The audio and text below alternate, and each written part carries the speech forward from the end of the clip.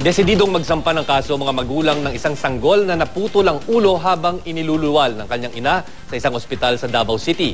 Ayon naman sa pamunuan ng ospital, nasa sinapupunan pa lang daw ay namatay na ang sanggol. Balitang hatid ni Tec Ocampo ng GMA Davao. Agad ang pagdadalamhati ang lalaking ito matapos pa lamang patay ang kapapanganak na panganay na anak sa Davao City. Hindi na nga raw nila matanggap na patay ang kanilang anak na lalaki. Mas nakakapanlumo rin daw nang malamang naputol ang ulo ng sanggol habang iniluluwal ng 16 anyos na ina sa Southern Philippines Medical Center. Kaya na ako kasi. Okay.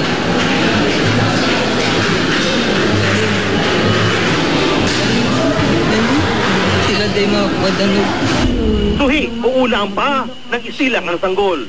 Pati lang kuan hinayan kung gipugos man to nila, kung dili mo gawas ang ulo kay suhi, siyempre alalayan jud to nila. Ayon sa Southern Philippines Medical Center, nasa sinapupunan pa lang ang baby ay patay na ito dahil naubusan daw ito ng oxygen. Nakaranas dahil kasi ng labis na pagdurugo ang ina. Premature din ang baby dahil 7 months pa lang ito. Malitin daw ito sa timbang na 400 grams. Sa ubigay ni resident, 3 cm lang ang opening. So ang head sa bata, more than 3 cm. So dili na nato mapagawas. Uging ana. So naipit ang liog. Tec Ocampo, GMA News.